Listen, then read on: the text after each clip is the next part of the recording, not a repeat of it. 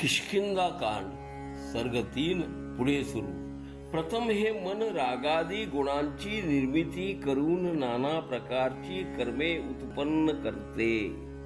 जीव हा मनाबरोबर त्या गुणांमध्ये संचार करतो आणि त्यांच्या संबंधामुळे तो नाना प्रकारची कर्मेही करतो.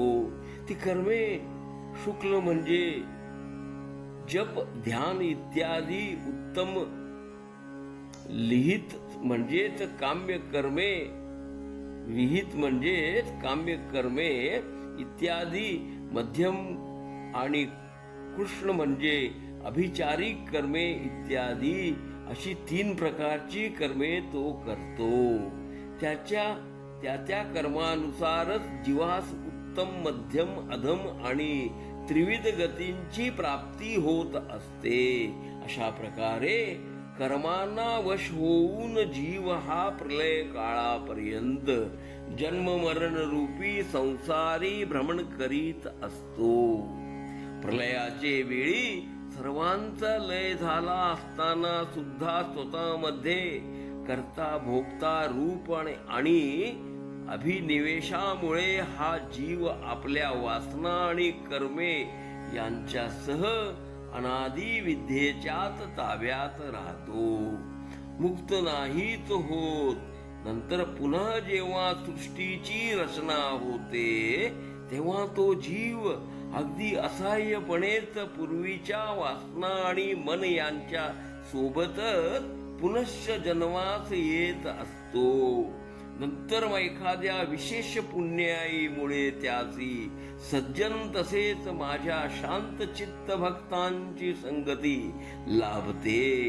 तेव्हा त्याची बुद्धी ही माझे प्रत घडत असते. त्यानंतर त्याच्या मनी माझ्या दुर्लभ अशा कथा ऐकण्याची श्रद्धा उत्पन्न होऊन माझ्या स्वरूपाचे ज्ञान त्याच्या ठिकाणी अनायास विनासायास निर्माण होते.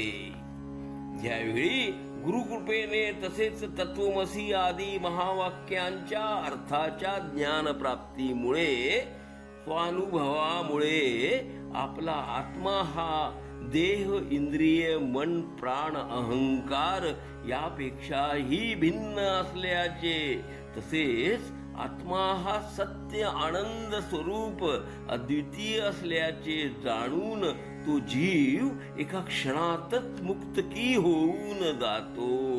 हे मी तुला सत्यच कथन करतोय.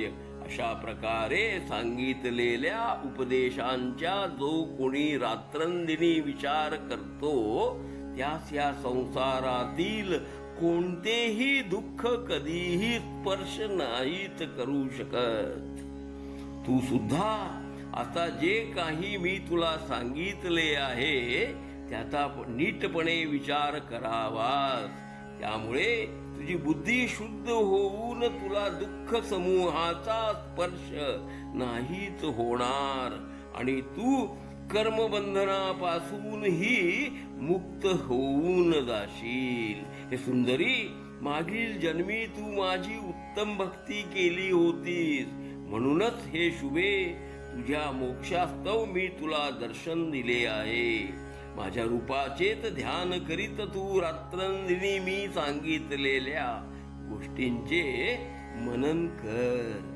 मग जीवनाच्या प्रवाहात प्राप्त होणाऱ्या कर्मांना करूनही तू त्या कर्मफलानी लिप्त नाहीच होणार.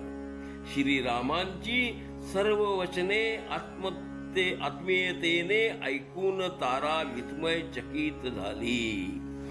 देहाभिमानामुळे उत्पन्न शोक टाकून श्री रघुत्तमांना नमन करून आत्मानुभवाने संतुष्ट झालेली तारा जीवनमुक्त झाली.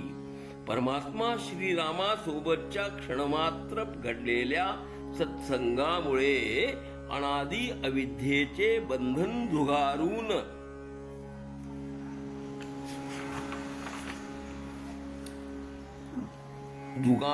देऊन तारा सुद्धा निष्पापनी मुक्त झाली. श्रीरामांचे मुखातून बाहेर पडलेली अमृतवचनांची वचनांनी सर्व अज्ञान नष्ट झाल्यामुळे तो सुग्रीव सुद्धा स्वस्थ चित्त झाला. मग वानर श्रेष्ठ सुग्रीवाला श्रीराम आज्ञा करीत म्हणाले, हे सुग्रीवा, आता ज्येष्ठ भावाच्या अंगद या पुत्राकडून शास्त्रसंमत और दैहिक सर्व संस्कार तू विधीपूर्वक करून घे.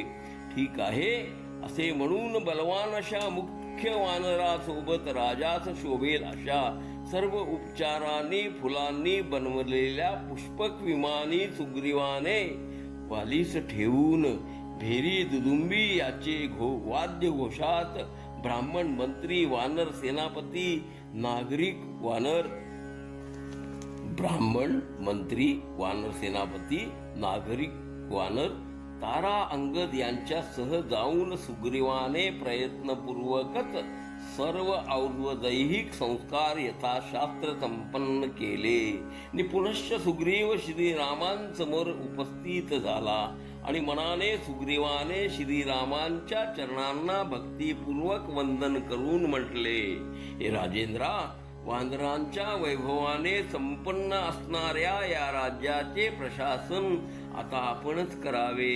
मीही तुमचा दासच असून या बंधू लक्ष्मणाप्रमाणे मीही चिरकाळ तुमचे पदकमल सेवित आनंदाने तुमचे चरणीच राहीन. असे सुग्रीवाने म्हटले. नंतर राघव स्मित करीतच सुग्रीवाच सांगते झाले की,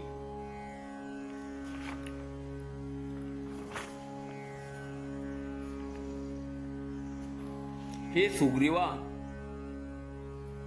तुझ्यात नि माझ्यात आता कोणतेही अंतर हे नाहीच की. तू म्हणजे मीच की आहेस यात संदेह नाहीच. तथापि माझी तुला अज्ञात समजून सत्वर जाऊन किष्किंधा नगरीच्या राज्यपदावर स्वतःसच अभिषिक्त करून घे. अरे मित्रा, वनवासात असल्या कारणे 14 वर्षेपर्यंत मी तर कोणत्याही नगरात प्रवेश करणार नाहीच. म्हणून माझा बंधू लक्ष्मण हा तुझ्या नगरी येईल.